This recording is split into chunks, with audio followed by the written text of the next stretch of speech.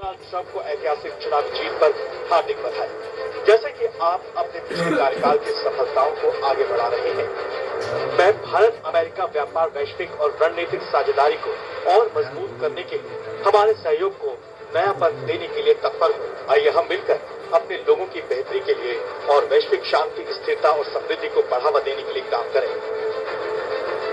इस संदेश के साथ मोदी ने 4 वो तस्वीरें भी शेयर की जिन्हें देखकर ट्रंप जरूर खुश हो रहे होंगे।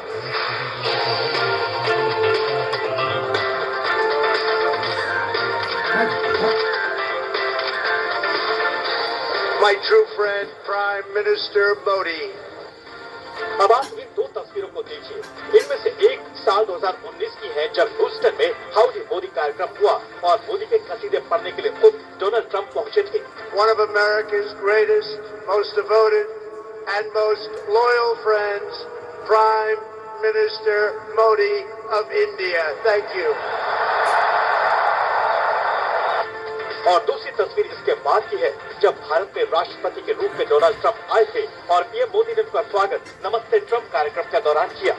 मेरे दोस्त, प्रेसिडेंट डोनाल्ड ट्रंप अपनी ऐतिहासिक भारत यात्रा का आरंभ अहमदाबाद में नमस्ते ट्रंप से कर रहे हैं।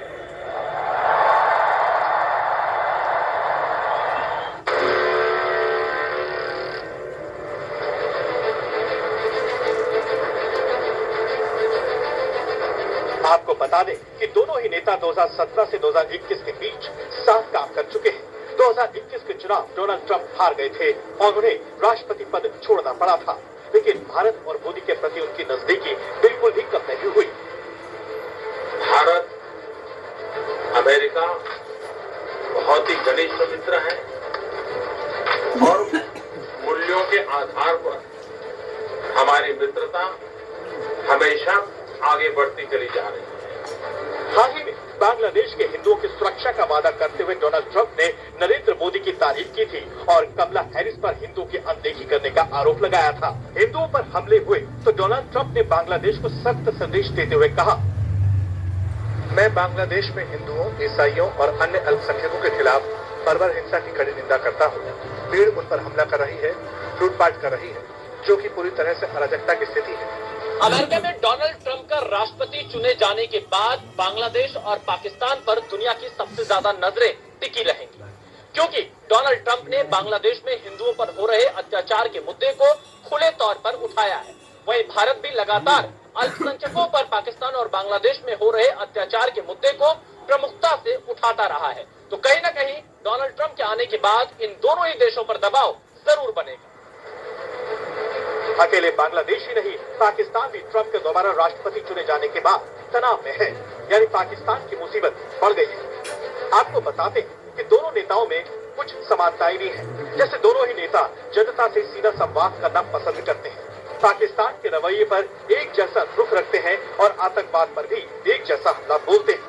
दोनों ही नेता अपने देश की आर्थिक स्थिति सुधारने को बेहद जरूरी मानते हैं। मोदी ने इंडिया फर्स्ट का नारा दिया तो ट्रंप ने अमेरिका के लिए मागा, यानी मेक अमेरिका ग्रेट अगेन का नारा दिया। साफ है, दोनों ही नेता राष्ट्रवाद की नीति को ऊपर रखते हैं। We're all won by the MAGA movement. They helped so much. और यही वो नीति है जहां से दोनों देशों के बीच और नजदीकियां होने में कुछ मुश्किलें हैं। अब जैसे ही डोनाल्ड ट्रंप अमेरिका के 47वें राष्ट्रपति पद की शपथ लेंगे, उसके बाद देखना दिलचस्प होगा कि मोदी और ट्रंप की दोस्ती आने वाले दिनों में कैसी रहेगी। यानी सबकी नजर मोदी 3.0 और ट्रंप 2.0 पर टिकी हुई है। भारत और अमेरिका के संबंधों में ट्रंप के साथ सहयोग और टकराव दोनों ही तरह के रिश्ते देखने को मिले हैं। अब आप